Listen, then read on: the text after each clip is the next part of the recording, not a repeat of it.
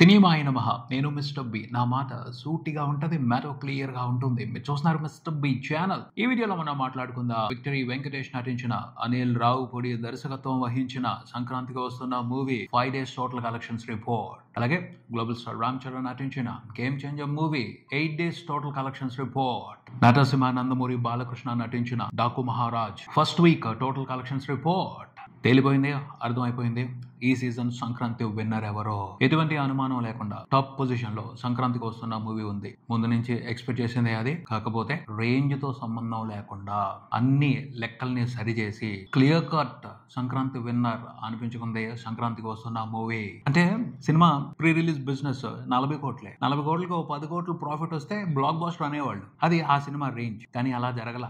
40 కోట్ల pre release business కి 100 కోట్ల వరకు లాభం వచ్చే పరిస్థితి కనపడుతుంది. అంటే 150 కోట్ల వరకు సినిమా ఫుల్ రన్ లో షేర్ వసూలు చేసుకునే పరిస్థితి కనపడుతుంది. అలాంటి పరిస్థితుల్లో సంక్రాంతికి వస్తున్న మూవీని మీడియం బడ్జెట్ మూవీ అని అనకూడదు, టాప్ బడ్జెట్ మూవీ అనే అనాలి. టాప్ సూపర్ స్టార్ సినిమా అనే మాట్లాడాలి. దెబ్బకి సక్సెస్ తో రేంజ్ ఎక్స్చేంజ్ అయిపోయింది. That is power of audience. Audience ఇస్తారు స్టేటస్, రేంజ్. వాళ్ళకి ఇష్టం అయితే నచ్చినట్టు మార్చేస్తారు. వాళ్ళ రెస్పాన్స్ తోనే మారిపోతాయి లెక్కలు, ఇమేజ్లు, రేంజ్లు అన్ని. సంక్రాంతికి వస్తున్న మూవీ కూడా అదే చేశారు. దెబ్బకి ఎక్స్చేంజ్ చేసి పారేశారు రేంజ్. ఏమన్నా రెస్పాన్స్ అసలు ఇంకా తగ్గట్లా, ఇంకా ఆగట్లా. రెచ్చిపోయి కలెక్షన్స్ ఇస్తున్నారు. సినిమా రేంజ్ ని ఇంకా ఇంకా పెంచుతున్నారు. ఈ సంక్రాంతికి రిలీజ్ అయిన సినిమాలన్నిటిలోకి టాప్ కలెక్షన్స్ ఈ సినిమాకే ఇస్తున్నారు, ఎటువంటి మొహమాటం లేకుండా. ఏ స్టార్ కైనా రేంజ్ ఎలా సెట్ అవుద్ది అంటే తన సినిమాలు వసూలు చేసే కలెక్షన్స్ ను బట్టే, తన సినిమాకి జరిగే బిజినెస్ ను బట్టే. ప్రేక్షకులే మార్చేస్తారు, ప్రేక్షకులే ఇస్తారు. ఈ సినిమాకి మాత్రం నెక్స్ట్ లెవెల్లో ఇచ్చారు. ఎవరు ఎక్స్పెక్ట్ చేయని లెవెల్లో ఇచ్చారు. వెంకటేష్ బాబుని కూడా సర్రం తీసుకుని వెళ్ళిపోయి టాప్ లీగ్ లో పెట్టేశారు. అనిల్ రావుపూడిని కూడా టప్పని తీసుకెళ్లిపోయి టాప్ లీగ్ లో పెట్టేశారు. నిజంగా మామూలు జాతర కాదు, అన్బిలీవబుల్ జాతర. 5వ రోజున కూడా సినిమా 2 తెలుగు రాష్ట్రాల వరకు నియర్లీ 13 కోట్ల షేర్ రిపోర్ట్ చేయటం అంటే మెంటల్ మాస్ వ్యవహారం. పెద్ద పెద్ద స్టార్స్ కి పడలేదు 5వ రోజున అంత పెద్ద నెంబర్. RRR కు మాత్రమే పడింది. ఇంతకు ముందల ఆల్ టైమ్ రికార్డ్స్ కు సంబంధించి టాప్ 2 పొజిషన్ లో నిలబడింది 5వ రోజు కలెక్షన్లకు సంబంధించి సంక్రాంతికి వస్తున్న మూవీ. ఏ మాత్రం ఆ సినిమాని మీడియం రేంజ్ సినిమా అనకూడదు, టాప్ రేంజ్ సినిమానే. పుష్ప 2 కలెక్షన్స్ ని, సలార్ కలెక్షన్స్ ని, కల్కి కలెక్షన్స్ ని అన్నిటిని దాటేసింది 5వ రోజుకి వచ్చేప్పటికి. టాప్ హీరో సినిమా రేంజ్ లో పెర్ఫార్మ్ చేస్తుంది 2 తెలుగు రాష్ట్రాల వరకు. వెంకటేష్ బాబు సీనియర్ హీరో, ఆయన్ని వేరే కేటగిరీలో ఉంచారు. అయినప్పటికీ బడ్జెట్ పరంగా చూసుకుంటే, జరిగిన బిజినెస్ పరంగా చూసుకుంటే మీడియం బడ్జెట్ ఫిల్మ్ అని అంటారు. కానీ సినిమా పెర్ఫార్మెన్స్ మాత్రం అలా లేదు. టాప్ రేంజ్ హీరో లెవెల్లోనే పెర్ఫార్మెన్స్ ఉంది. ఆదివారం కూడా అదే రేంజ్ నడుస్తుంది, అందులో అనుమానమే లేదు. ఏమన్నా బుకింగ్స్ అసలు ఆదివారం నాడు కూడా టెర్రిఫిక్ నెంబర్స్ చూస్తారు. ప్రతి ఏరియాలోనూ ఆదివారం నాడు మైండ్ బ్లోయింగ్ నెంబర్స్ పడతాయి, రికార్డు బ్రేకింగ్ నెంబర్స్ పడతాయి, కొన్ని చోట్ల ఆల్ టైమ్ రికార్డులు కూడా పడతాయి. ఆ రేంజ్ లో రిపోర్ట్ అవుతున్నాయి నెంబర్స్. మార్నింగ్ షోస్ కే 6వ రోజున అంటే సండే రోజున అటు నైజాంలో కానీ, ఇటు ఆంధ్రాలో కానీ, సీడెడ్లో కానీ, ఓవర్సీస్ లో కానీ బీభత్సం చేసి వదిలి పెట్టేస్తున్న సినిమా. మామూలుగా లేదు అసలు. సినిమా మీద మేనియా, క్రేజు, కిక్ నెక్స్ట్ లెవెల్లో ఉంది. అది ఇంకా ఇంకా పెరుగుతుంది, తగ్గట్లా. ఆదివారం నాడు మార్నింగ్ షోస్ బుకింగ్సే ఎక్కడికక్కడ చూసుకుంటే 80% ఎబో ఆక్యుపెన్సీస్. ఇది ఆన్లైన్ బుకింగ్ లో. ఆ మిగిలిన 20% ఖచ్చితంగా టికెట్ కౌంటర్స్ దగ్గర అయిపోతాయి. 100% ఆక్యుపెన్సీస్. హౌస్ఫుల్స్ మోత మోగిపోద్ది ఆదివారం అంతా కూడా. ఆదివారం కూడా సినిమాకి టికెట్ పట్టుకోవడం కష్టం, ఎందుకంటే ఆదివారంతో సెలవులు అయిపోతున్నాయి. సో ఇప్పుడు ఈ సినిమాని చూసేయాలి అని చాలా ఆత్రంగా ఉన్నారు ఆడియన్స్. వచ్చేస్తున్నారు అంతే సునామీలాగా థియేటర్స్కి. 5 రోజుల వరకు వచ్చిన కలెక్షన్లతోనే బిజినెస్ రికవరీ అయిపోను. సినిమా రిపోర్ట్ చేస్తున్న ప్రాఫిట్ 40 కోట్లకి వెళ్ళింది. సినిమాకి జరిగిన బిజినెస్ 40 కోట్లు, ఆ ఇన్వెస్ట్మెంట్ పోను ప్రాఫిట్ 40 కోట్లు. అది పరిస్థితి. ఆ రేంజ్ లో దంచి వదిలి పెడుతుంది. 5 రోజుల వరకు సినిమా ప్రపంచవ్యాప్తంగా వసూలు చేసిన షేర్ చూసుకుంటే 84 కోట్ల వరకు ఉంది. జరిగిన బిజినెస్ 43 కోట్లు. సినిమాతో బిజినెస్ లో ఇన్వాల్వ్ అయి ఉన్న వాళ్ళు ఇన్వెస్ట్మెంట్ రికవరీ చేసుకుని రూపాయికి రూపాయి మిగిలి చేసుకున్నారు. ఇంకా అయిపోలేదు. రూపాయికి 4 రూపాయలు 5 రూపాయలు మిగిలేటట్టుంది ఫుల్ రన్ కంప్లీట్ అయిపోయేప్పటికి. ఓవర్సీస్ లో కూడా భలే అందుకుంది సినిమా. ఎక్స్పెక్ట్ చేయని విధంగా 2 మిలియన్ మార్క్ వైపు దూసుకు వెళ్ళిపోతుంది. యూఎస్ఏలో కూడా టెరిఫిక్ గా పర్ఫామ్ చేస్తుంది, టెరిఫిక్ రికార్డ్స్ పెడుతుంది. అక్కడ కూడా డిస్ట్రిబ్యూటర్స్ మంచి ప్రాఫిట్స్ తీసుకుంటున్నారు ఆల్రెడీ. అలాగే సంక్రాంతికి వస్తున్న మూవీ ఇలాంటి టెరిఫిక్ పర్ఫార్మెన్స్ తో ఓ ఎపిక్ విచిత్రాన్ని కూడా చేసి చూపెడుతుంది. దాని మూలంగా చాలా మంచి జరుగుతుంది. ఎవరికంటే దిల్ రాజు నెట్వర్క్ కి. సంక్రాంతికి వస్తున్న మూవీ అన్బిలీవబుల్ పర్ఫార్మెన్స్ కారణంగా గేమ్ చేంజర్ మూవీకి నష్టాలు లేవు. గేమ్ చేంజర్ మూవీతో నష్టపోయే పరిస్థితి చాలా మందికి తప్పింది. ముందు నుంచి మాట్లాడుకుంటున్నాం. దిల్ రాజుది ఒకటే నెట్వర్క్, డిస్ట్రిబ్యూషన్ ఎగ్జిబిషన్ కి సంబంధించి. ఆ నెట్వర్క్ లో ఉన్న వాళ్ళతోనే ఆయన బిజినెస్ చేస్తారు, వాళ్ళకే ఆయన తీసిన సినిమాలు ఇస్తారు. గేమ్ చేంజర్ మూవీని, సంక్రాంతికి వస్తున్న మూవీని కూడా చాలా వరకు తన నెట్వర్క్ లోనే ఇచ్చారు. గేమ్ చేంజర్ మూవీతో వాళ్ళు 50% లాస్ అయ్యే పరిస్థితి. ఎందుకంటే ఇన్వెస్ట్మెంట్ లో 50% మాత్రమే రికవరీ అయ్యింది 8 రోజుల తర్వాత చూసుకుంటే. ఆ తర్వాత కూడా కలెక్షన్స్ ఇంట్రెస్టింగ్ గా వచ్చే పరిస్థితి లేదు. సో 50% లాసెస్ కి అందరూ సిద్ధమైపోయారు. అనూహ్యంగా సంక్రాంతికి వస్తున్న మూవీ పెట్టిన దాని మీద డబుల్ ప్రాఫిట్స్ ఇస్తుంది. ట్రిపుల్ లో 4 times ఆఫ్ ప్రాఫిట్స్ ఇచ్చే ఊపులో ఉంది. సో సేమ్ నెట్వర్క్ కాబట్టి, సేమ్ డిస్ట్రిబ్యూటర్స్, సేమ్ ఎగ్జిబిటర్స్ కాబట్టి అందులో వచ్చిన నష్టం సంక్రాంతికి వస్తున్న మూవీతో పూర్తయిపోతుంది, కంప్లీట్ చేసేస్తుంది. సంక్రాంతికి వస్తున్న మూవీ ఏ రేంజ్ లో ప్రాఫిట్స్ ఇస్తుంది అంటే గేమ్ చేంజర్ మూవీతో పోయిన నష్టాన్ని కూడా పూర్తి చేసి ఆ పైన లాభాలు ఇస్తుంది. ఇది ఇంత ముందు ఎక్కడా జరగundదు. First time in the history of Telugu film industry అని చెప్పుకోవచ్చు. ఒకే నిర్మాత 2 సినిమాలు ఒకే టైంలో రిలీజ్ చేస్తే ఒక సినిమా ఫెయిల్ అయ్యి నష్టాలు వస్తుంటే ఇంకో సినిమా బంపర్ హిట్ అయ్యి ఆ నష్టాలను కూడా తీర్చేయటం ఇంతకు ముందు జరగundదు. అందుకనే ఇది ఎపిక్ విచిత్రం. చాలా వరకు సేఫ్ అయిపోయాడు దిల్ రాజు. లేకపోతే ఓ 2-3 సినిమాల వరకు ఆ ఎగ్జిబిటర్స్ ని ఎంటర్టైన్ చేయడం కోసం తక్కువ రేట్లకి సినిమాని ఇచ్చుకోవాల్సిన పరిస్థితి ఉండేది. ఇప్పుడు క్లియర్ అయిపోయింది, బ్యాలెన్స్ అయిపోయింది వ్యవహారం.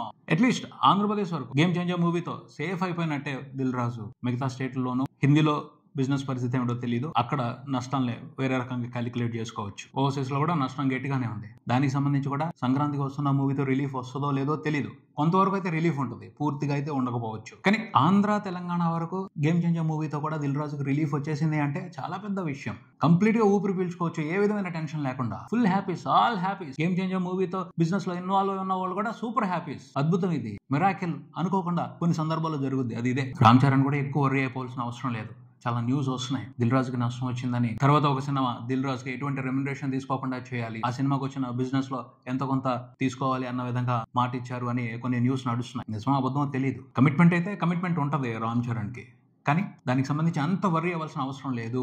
చాలా వరకు దిల్ రాజు రిలీఫ్ అయిపోతున్నారు. ఆబ్లిగేషన్ గా కాకుండా ఒక మంచి కథను ఎంచుకుని ఒక మంచి కాంబినేషన్ తోనే దిల్ రాజుతో రామ్ చరణ్ చేయొచ్చు. సో శుభ పరిణామమే ఇది. మంచిగా జరిగింది, మంచి మనుషులకి మంచిగా జరుగుద్ది. ముఖ్యంగా అనిల్ రావుపూడిని మెచ్చుకోవాలి. తన పాజిటివ్ ఇంటెన్షనే ఈ సినిమాని ఇంత దూరం తీసుకెళ్ళింది, ఇంతమందిని ప్రొటెక్ట్ చేసింది, ఇంతమందికి మంచి రిలీఫ్ ఇచ్చింది అని చెప్పొచ్చు. మామూలుడు కదా అసలు అనిల్ రావుపూడి. కంటెంట్ కు సంబంధించి కంప్లైంట్స్ పెట్టుకుంటాడు, కానీ మిగతా విషయాలతో మాత్రం వండర్ఫుల్ గా కవర్ చేస్తాడు. ఏమన్నా పబ్లిసిటీ చేస్తాడా? సినిమా ఇంత బంపర్ హిట్ అయిపోయింది, బోళ్ళని ప్రాఫిట్స్ వచ్చేస్తున్నాయి, అయినా ఆగట్లా.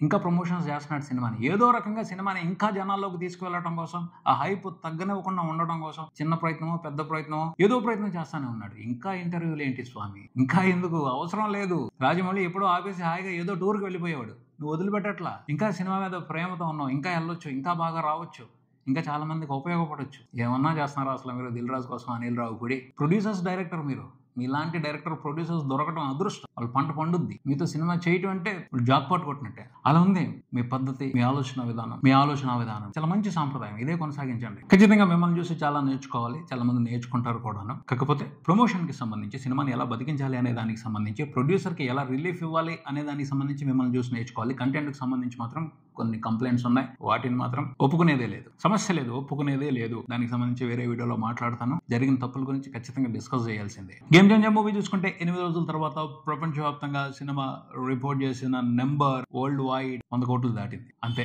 అంతకు మించి ఫాస్ట్ గా అయితే వెళ్ళట్లేదు, నిదానంగా వెళ్తుంది. 2 తెలుగు రాష్ట్రాల వరకు 8వ రోజున కూడా సినిమా రిపోర్ట్ చేసిన షేర్ 1 కోటి మాత్రమే, అరౌండ్ 1 కోటి మాత్రమే. సెలవులు అయిపోలేదు. సెలవులు ఉన్నప్పటికీ అంత తక్కువగా షేర్ రిపోర్ట్ అవుతున్న దాన్ని బట్టి అర్థం చేసుకోవచ్చు సినిమా మీద ఆడియన్స్ కి ఇంట్రెస్ట్ లేదు, ఇక రాదు అని. అయినా ఇబ్బంది లేదు, అదృష్టం వేరే రకంగా కలిసి వచ్చింది. బిజినెస్ లాస్ అవటాన్ని ఎప్పుడైనా సరే ఫ్లాప్ గా చూపిస్తారు. ఆ బిజినెస్ వేరే రకంగా రికవరీ అయిపోతుంది కాబట్టి హిట్ అనలేం, కానీ రిలీఫ్ సక్సెస్ అని చెప్పొచ్చు గేమ్ చేంజర్ మూవీది. పరిస్థితులు అనుకూలించడం మూలంగా. నటసింహ, నందమూరి బాలకృష్ణ, డాకు మహారాజ్ మూవీ విషయానికి వస్తే శనివారం నాడు ఎక్స్పెక్ట్ చేసినట్టుగా అయితే పర్ఫామ్ చేయలేదు, కొంచెం తగ్గి పర్ఫామ్ చేసింది. ఎందుకు అలా పర్ఫామ్ చేసింది అనేది అర్థం కాలేదు. ఎందుకంటే సెలవులే కదా, సాటర్డే సండే వరకు సినిమా ఇంప్రెసివ్ గా పర్ఫామ్ చేస్తుంది అనుకుంటే శనివారం నాడు కలెక్షన్స్ లో కొంచెం డ్రాప్ కనిపించింది. 3 కోట్ల కంటే తక్కువ షేర్ రిపోర్ట్ అయింది 2 తెలుగు రాష్ట్రాల వరకు సినిమాకి. ఆదివారం నాడు, శనివారం నాడు ఒక 4 కోట్లు వేసేస్తుంది, బ్రేక్ ఈవెన్ కంప్లీట్ అయిపోద్ది అని అనుకోవడం జరిగింది. అలా జరగల.